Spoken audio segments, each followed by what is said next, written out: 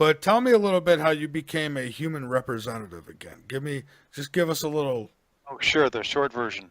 Uh, well, here we go. There's a gentleman who's the commander of the Andromeda Council Biosphere, and in 1993, he contacted me, told me that he had to take me back through time for 3 trips, and explained that um, because of the nature of who we are as humans, I'm not talking about the temporary bodies that we have, but the human soul that animates these bodies, because of his life form as a higher dimensional human. Apparently, I've been working with them for, as we would calculate it, a long, long time, and coming down to this planet for a long time. And in this lifetime, it was determined that it would be beneficial to a lot of people for them to contact me and have me be aware of their activities helping people of the planet Earth. That's the best way I can say it. Okay. I don't know if there's another way to say it, but it was just, and apparently I volunteered, like a lot of people who come here to this planet. I volunteered to do this work. And from what I understand, my memory of prior to leaving where I was, coming down here, I didn't want to come back. Like a lot of other people. I mean, this planet is an absolutely beautiful planet, as you know, but because of the war, the perpetual wars and killing and pollution and emotional drama of a lot of people on this planet, it's a difficult place to be. So I'm like, no, don't send me back down. Yeah, you gotta go. Well, You gotta go. and I'm willing to bet there's a lot of people who, if they had a chance to go somewhere else, they might not want to come back. And it's not that the planet's not a beautiful planet. Unfortunately, there seems to be parasites on this planet that are making it not so nice. of many forms, absolutely. Yeah. Yeah.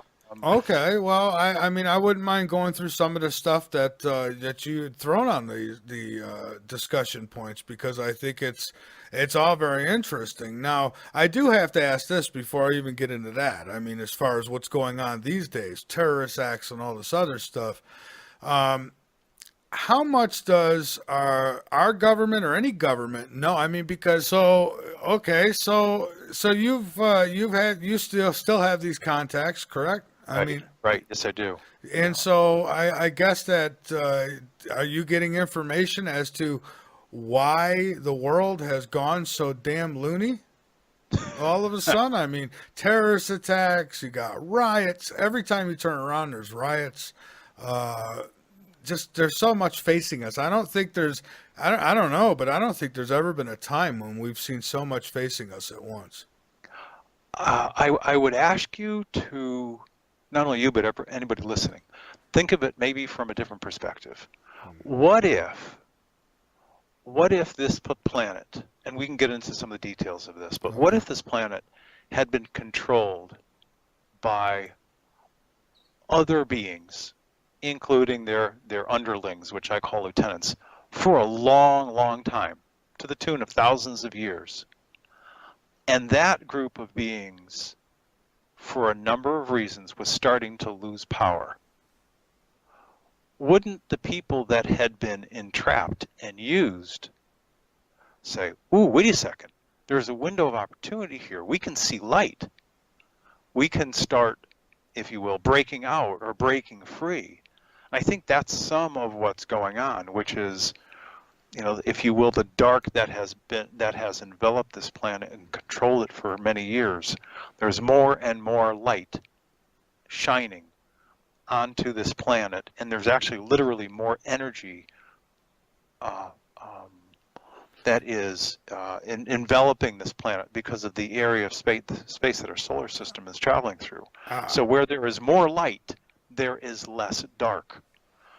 I was just going to ask you why we're seeing more light, and you answered that and that's what I was thinking, because of where we are in space right now. That's right. And with more light comes a higher vibration of life and a higher vibration of energy. And when that happens, the lower forms of life, the lower vibratory forms of life, are exerting and breathing their last breaths. They're going through whatever mechanisms they can to try and stay alive. So would you say that the darkness is somewhat on life support, as far Yeah, as? that's a good metaphor. It really is. So And the beings that have, and David Icke does just a fantastic job of drilling down on all the minutia, like the little oh details of who's who. But essentially, reptilians from the Orion star system, reptilians from the Sirius B star system, reptilians from the Draco constellation, the Hydra constellation, especially those guys. They've been here. They've literally been either on planet or underneath our planet for thousands of years, manipulating things to their own desires. And there have been humans that have been serving them. well, yeah, okay. And these reptilians now, do they look like us? I mean, if they're going to be amongst us, I mean, wouldn't they would have to look more like us, right? Or are they not amongst us? Yeah, there are a few answers to this question. Okay. There are some. All right. Wow, this is such a big answer. Here we go, step by step. The current natural reptilian form is at a vibratory rate of somewhere like 4.0, 4.1, maybe 4.2, as compared to 3D. We Earth humans, as we experience life, are 3D organic humans. They are on the next floor. They're the next vibratory level up. But they're lower, far lower 4D. As 4D beings, they can manifest and or project a human organic form. They can look human. Now, in addition, these guys, at least the Draco reptilians, have been known for millennia as being master geneticists. So they're actually some people, some beings on Earth that serve and work for their pure reptilian masters that are mixed hybrids. They're like cosmic human and cosmic reptilian. But the reptilians, the Draco reptilians, are such good geneticists that what they do is they produce a human that for all purposes looks human. But for somebody who would know, there would be telltale signs, maybe shape of the brow, shape of the eye. The other thing that they can do is they can use energy to mask a form. Even when they create an organic form, they can use their natural gift of energetic projection and create a human overlay over a reptilian form. So I can tell you this, based on the tens of thousands of reptilians that used to be on planet, mostly undersea, there are about 120 left. Approximately 60 to 70 of them are pure reptilians. They're deep undersea or deep underground. The other ones are hybrids, cosmic humans and reptilians mixed. And to go back to your original question, because I want to answer it. Okay. The reason why it seems like things are getting crazy is for a few reasons. The first answer that I gave you is accurate. The more light there is, the less dark. And the less that the dark has control, the more that people can feel like they're coming closer to their destiny. They're coming closer to becoming sovereign humans. And so people are not sitting still anymore. They're taking more risks to express, to speak openly. The other thing that's going on is that because, and we'll get into some of the details, because so many of the tens of thousands of reptilians that were on planet running things here are gone, there's only a handful left. That leaves a power vacuum.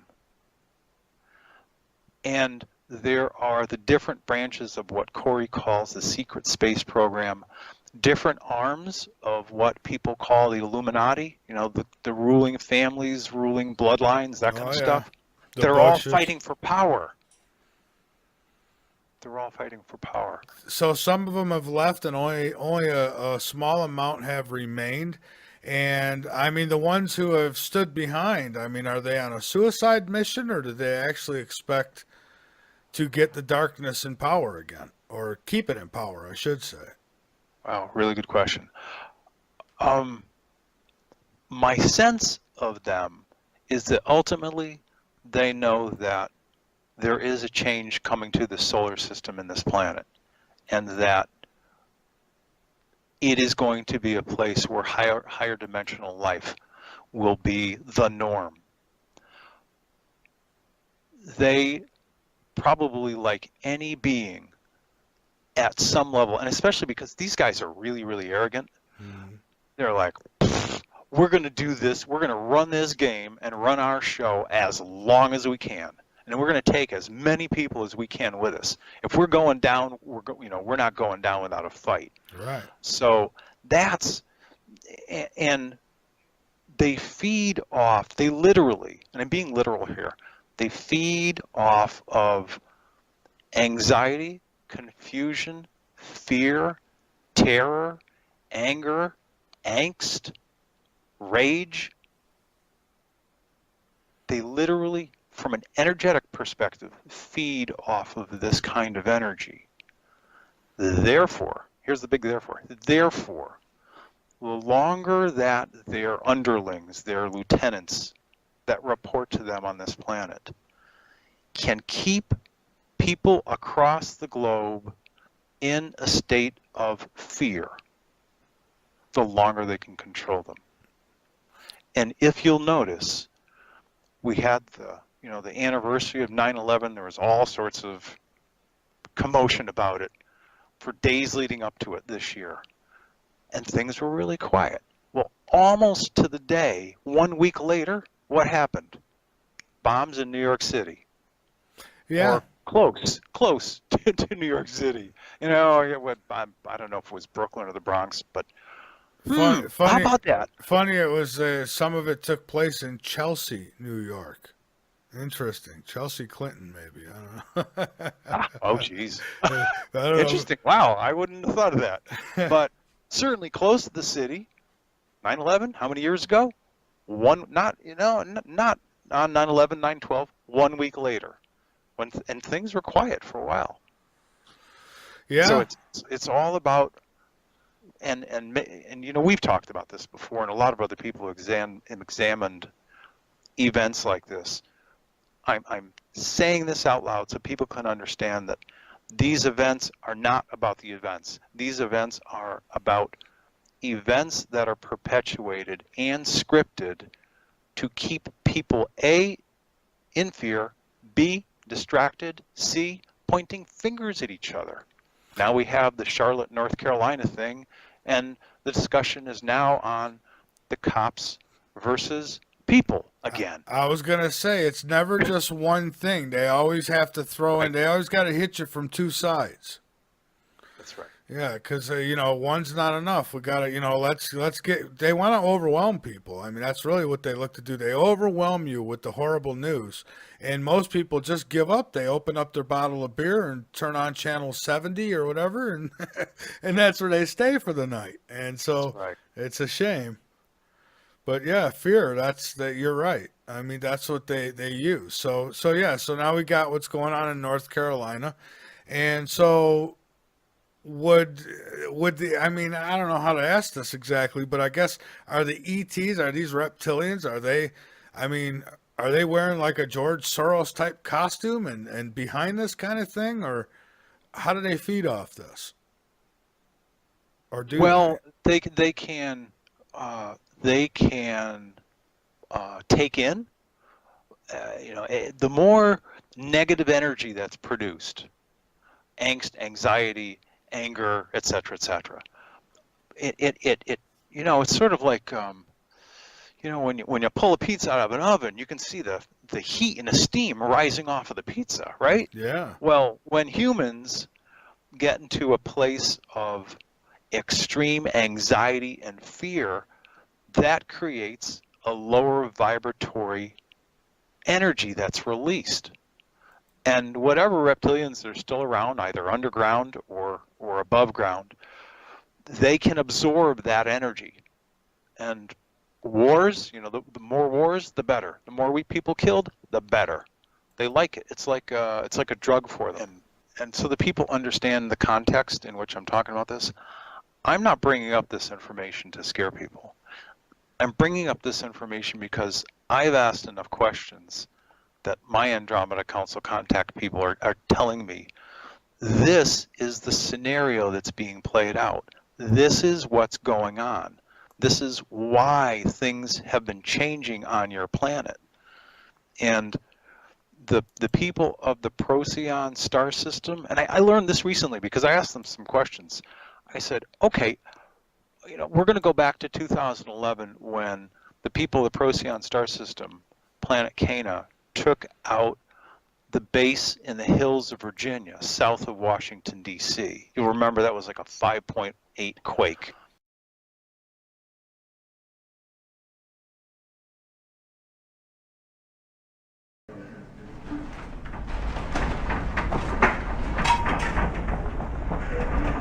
Hey, why is our house shaking?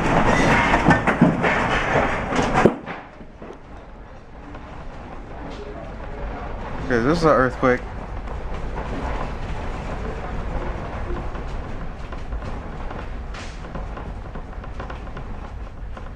Okay. I think we just had an earthquake in Virginia.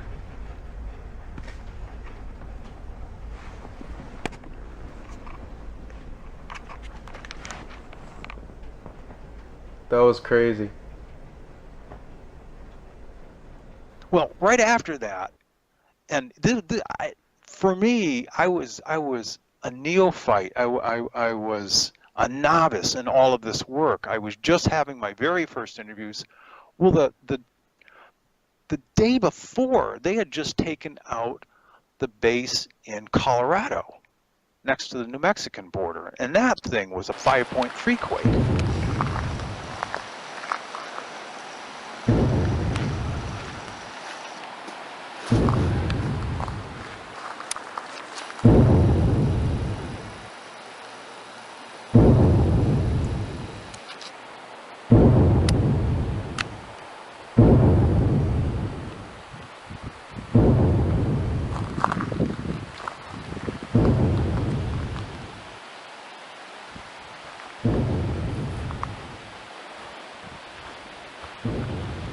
Covering Colorado first at 5 tonight with some rattles and shakes overnight. Did you feel something going on? Small earthquakes rattled parts of our state.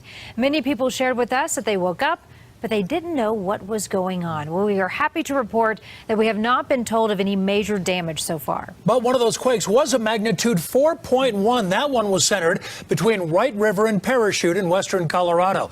And to our south, the Trinidad area down by the New Mexico border had a 3.2 magnitude quake overnight. Our Joel Hillen joining us now from the U.S. Geological Survey in Golden. Joel, we don't expect earthquakes in Colorado, but boy, a lot of people felt these. Yeah, Jim, the list of things that go bump in the night in Colorado don't typically include earthquakes. But here at the U.S. Geological Survey in Golden, they say, in fact, it was a magnitude 4.1 earthquake that shook the western slope earlier this morning. I don't know if you've ever seen it, but there's a map that shows a whole bunch of military bases in southern Colorado going all through New Mexico. And I say I'm using the word military as ubiquitous term, but we're talking Orion Greys, reptilians, cabal military, etc., etc. And I asked them, the point to this particular story is I asked them, I said, well, I understand that the technology that was used by the Procyon people in the Virginia, west of Washington, D.C. underground base was low frequency, sonic, high compression technology that thumped that base. And my knowledge also is, because you guys told me, that the same technology was used in Colorado. But I asked the question just recently, who did that? Because my sense is it wasn't people from Procyon. And they said, no, you're right. The people from the Sirius A star system, in asking approval from us, their own council talked to the people from Procyon. They acquired the same technology. So the sitting council from the Sirius A star system, planet Teleka, used the technology they got from the Procyon people, and they thumped the Colorado base. So I also learned that this Andromeda Council thing that I've been, the people I've been talking to here, this council is actually a council of councils. So then these bases that exist, so we're talking Greys, Reptilians, I mean, are they all working together? Yeah, the apparently, and I don't know how far back, but the Reptilians had struck a deal with some of the great grandchildren of the original Zeta Reticulan Greys. You know, they'd gone on their own, they've been traveling through the cosmos for years. And they basically said, yeah, okay, we'll partner and we'll do some things together. And ultimately, these Greys ended up being, you'll forgive the expression, but sort of like little bastard stepchildren. The Reptilians just abused them to no end. Well, I had a guest on once. He wrote a book, and then it was called Little Gray Bastards, and that's what he called them. I'm not kidding you. No, I didn't know that, but Yeah. That's how they ended up being treated. And whatever agreements that the Reptilians made with these Greys, they broke them. And they were doing a lot of their dirty work on planet for DNA collection early on, back in, I don't know how far back, but certainly the 80s through the early 90s, probably a lot longer than that. The agreement, and I'm not a researcher, so I don't know the details about this, but I understand that there was an agreement structured between Eisenhower and his people.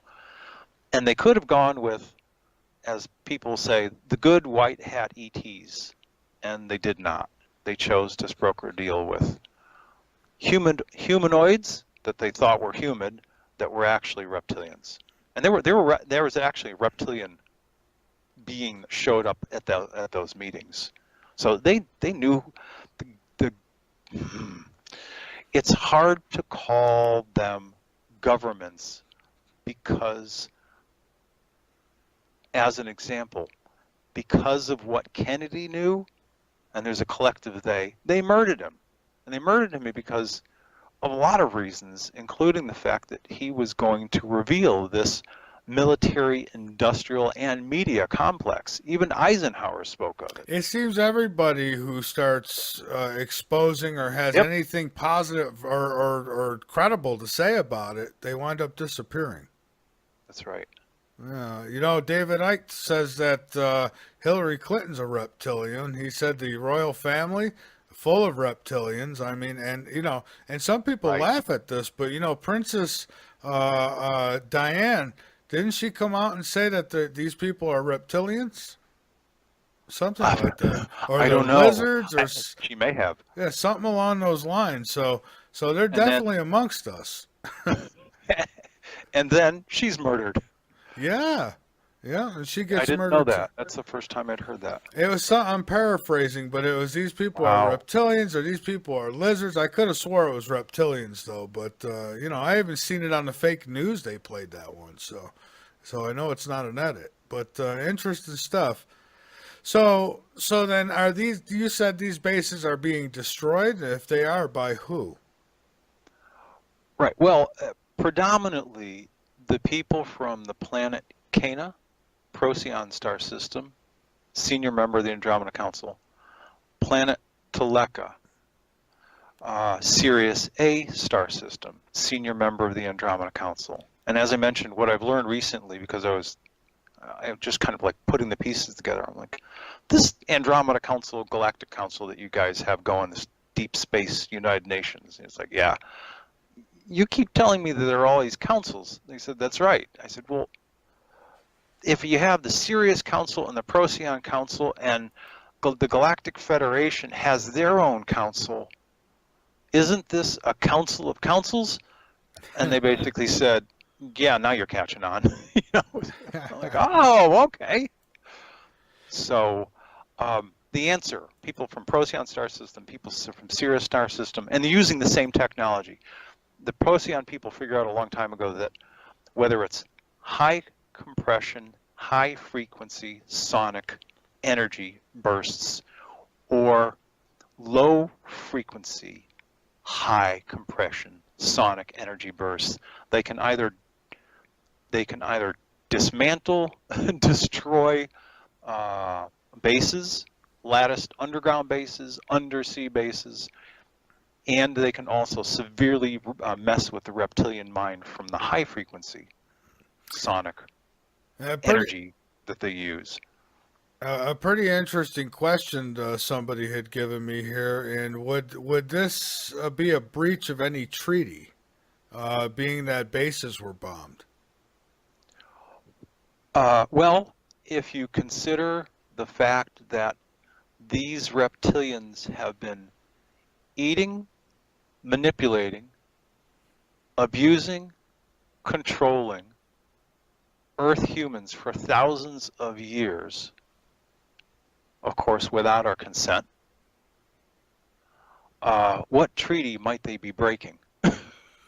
And I'm not the expert on this particular topic, but Alex Collier, if you asked him, he would say, well, you know, the reptilians, these Draco reptilians are very arrogant. They're a warrior class, and they feel this is their planet.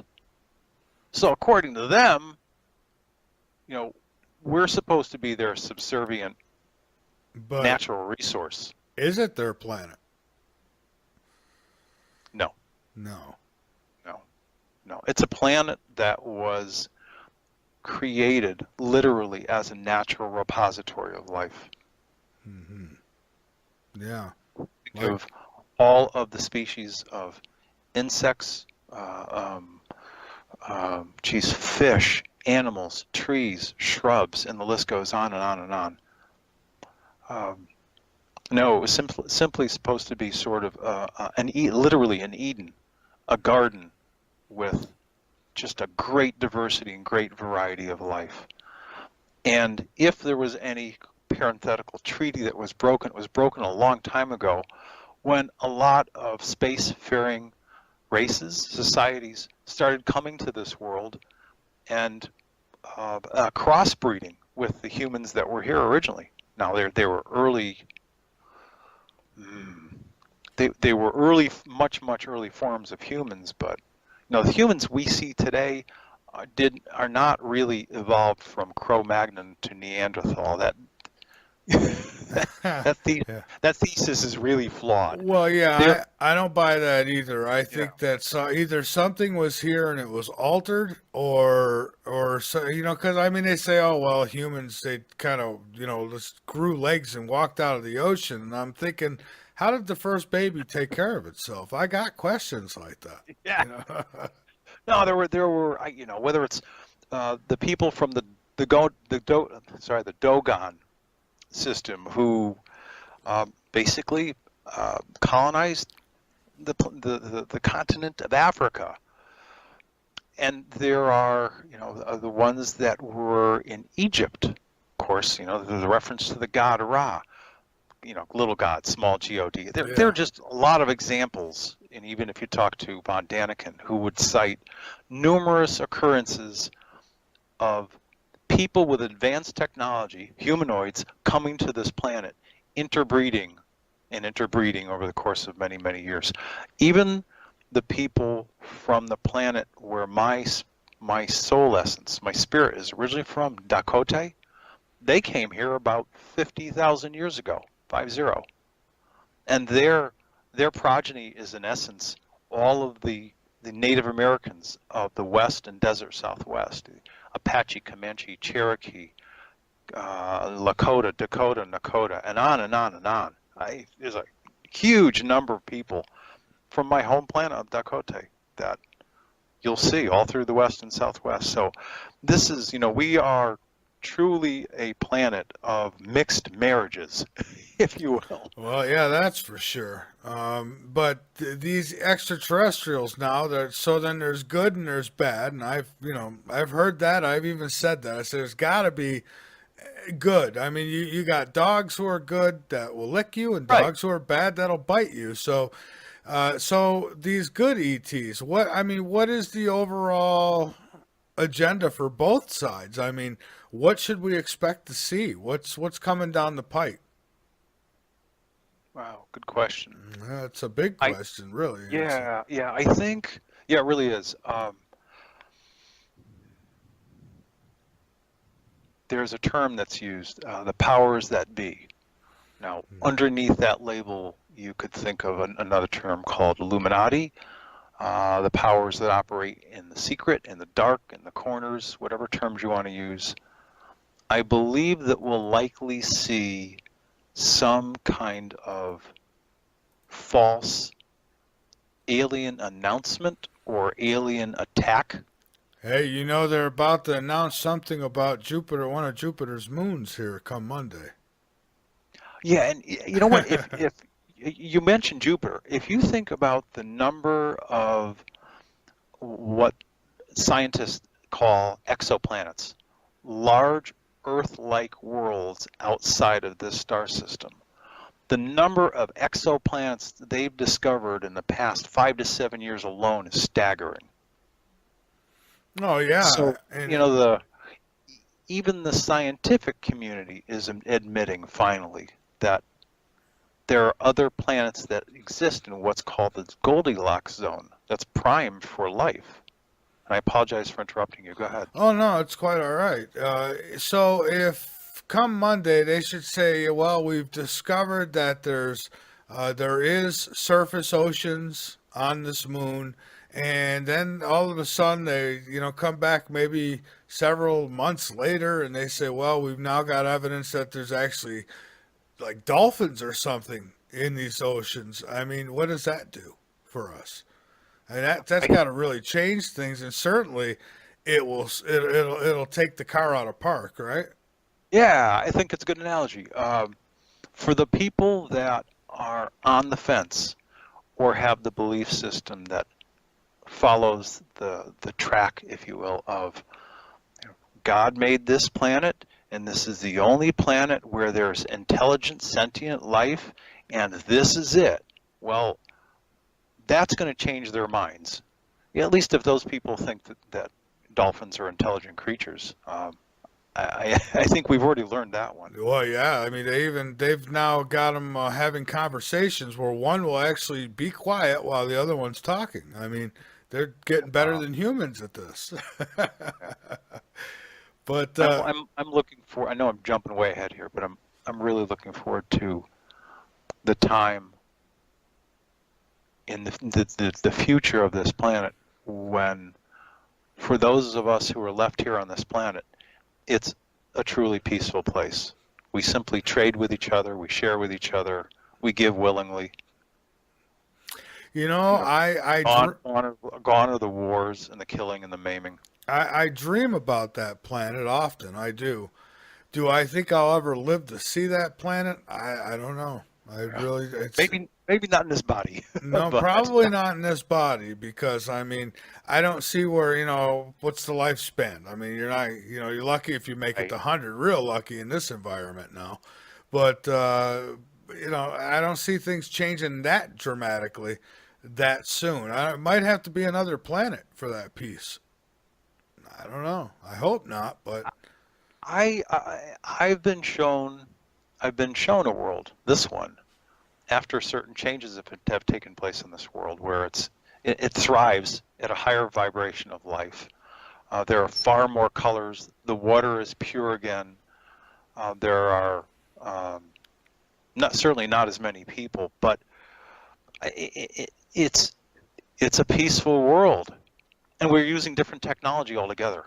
There's no more telephone poles with wires. All of that stuff is gone.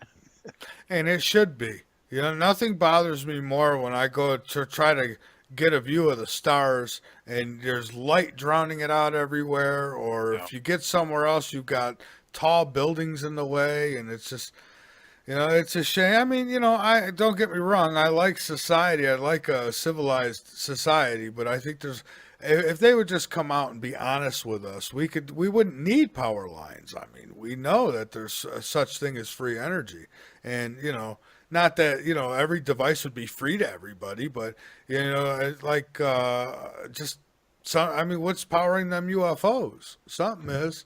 So and I think we have that type of technology, or at least know about it.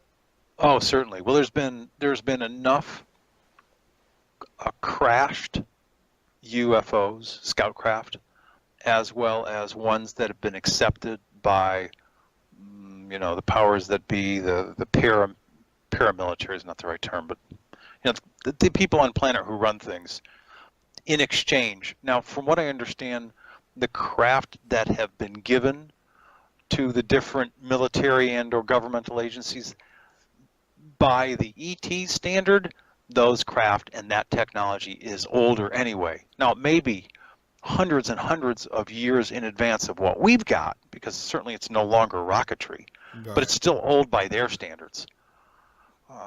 Did you ever see the book or read the book by Colonel Philip Corso?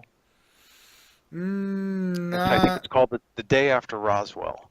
No, actually I think I have it here, but I don't think I haven't read it yet. Well, you will see, and I won't get into all the details, but essentially the thesis of the book is, for a long time, at least from the Roswell crash forward, we here in this country have been disseminating the technology that was retrieved from these different crashes, and it would go off to different DoD contractors like TRW, Texas Instruments, McDonnell Douglas, Raytheon. Do any of these names sound familiar? Very familiar. Yeah. And let's see, General Electric is another one. It's my understanding that if we as a race had not had access to these technologies, today we would be at about where we were in 1975. That's how much our lives have changed, because of the access and release and dissemination of this technology into various aspects of our lives.